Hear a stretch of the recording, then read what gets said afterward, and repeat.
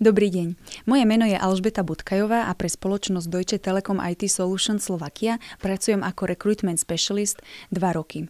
V poslednom období som mala možnosť byť súčasťou projektu Let's Stay in Touch, alebo ako to my nazývame, Community. Poďme si o tom povedať niečo viac. Naša spoločnosť pôsobí na slovenskom trhu od roku 2006 a ročne príjme do svojich radov niekoľko stoviek kandidátov. Samozrejme, IT trh je veľmi špecifický a požiadavky na kandidátov sa neustále zvyšujú. Keďže vyhľadávanie externých kandidátov je teda tým pádom čoraz viac obťažnejšie a hiring proces tým pádom trvá dlhší čas, rozhodli sme sa zamerať sa na kandidátov, s ktorými sme už určitým spôsobom boli v kontakte. Či už hovoríme o bývalých zamestnancoch, kandidátoch, ktorí už boli vo výberovom konaní v našej spoločnosti, alebo talenty, ktoré stretávame na rôznych eventoch, ako sú napríklad job fairy. Ak by som mala vyzdvihnúť hlavné ciele tohto projektu, prvým by bol určite cieľ vytvoriť prostredie pre našich bývalých zamestnancov, aby sme s nimi naďalej mohli udržiavať kontakt. Tým pádom sme sa rozhodli zamerať sa na rehiring z dôvodu, že daní kandidáti už disponujú kvalifikáciami, ktoré sú pre nás potrebné a taktiež poznajú aj firemnú kultúru a prostredie. Ďalším cieľom bolo vytvoriť teda zvyšné komunity, ktoré by zastrešovali zvyšné talenty, ako som už spomínala, ktoré stretávame teda na rôznych eventoch, alebo boli už v určitej fáze teda výberového konania u nás. Ďalším cieľom bolo vytvoriť prostredie a nájsť spôsob, ako s týmito talentami udržiavať kontakt a pravidelnú komunikáciu. A ďalšími teda cieľmi boli potom aj vlastne zrýchlenie hiring procesu, zlepšenie brandingu a samozrejme aj zníženie nákladov. Ak by som mala hovoriť o hlavných prínosoch tohto projektu pre nás, bol to samozrejme prerozdelenie alebo teda vytvorenie jednotlivých komunít, ktoré zastrešujú vlastne špecificky kandidátov podľa určitých požiadaviek. Prvou komunitou, ktorú sme vytvorili, bola komunita alumni, ktorá zastrešuje bývalých zamestnancov, ktorí sa rozhodli zostať s našou spoločnosťou v kontakte a chceli by dostávať pravidelné a zaujímavé informácie o dianí vo firme, prípadne nejaké zaujímavé pracovné ponuky.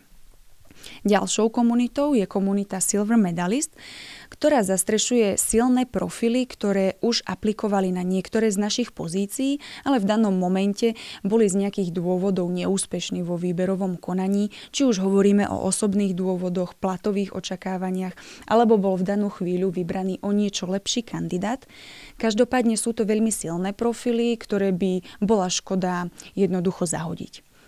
Ďalšou komunitou je komunita Job Fairs, kde teda sa nachádzajú talenty, ktoré o našu spoločnosť prejavili záujem na veľtrhoch práce. No a taktiež sú to komunity, ktoré sa venujú väčšinou študentom, a to Students a Gaming. Tu sa nachádzajú talenty, ktoré majú záujem o duálne vzdelávanie, prípadne sú milovníci hier. Ďalším z prínosov je to samotné logické prerozdelenie daných kandidátov v komunitách, kedy každá komunita obsahuje vlastne malé podkomunity, a teda segmenty, kde sú kandidáti rozdelení podľa pracovných oblastí, na ktoré sa zameriavajú. Toto špecifické prerozdelenie nám umožňuje priamo a efektívne komunikovať s danými talentami v daných komunitách, pretože práve takto im dokážeme zasielať relevantné informácie či pracovné pozície, o ktoré by mali záujem.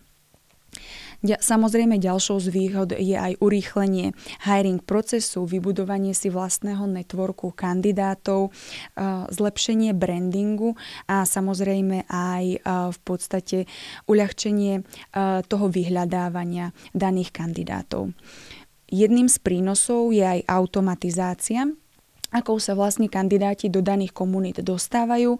Dostávajú sa do nej prostredníctvom screeningových dotazníkov, ktoré kde vyplňajú vlastne nejaké základné otázky a na základe týchto otázok my si ich dokážeme potom efektívne zatrieďovať. Systém ich už potom automaticky roztriedi do jednotlivých komunít. Ak by som mala spomenúť členov tímu, ktorí sa na tomto projekte podieľali, tak bolo to zloženie Product Owner a 3 rekrúteri.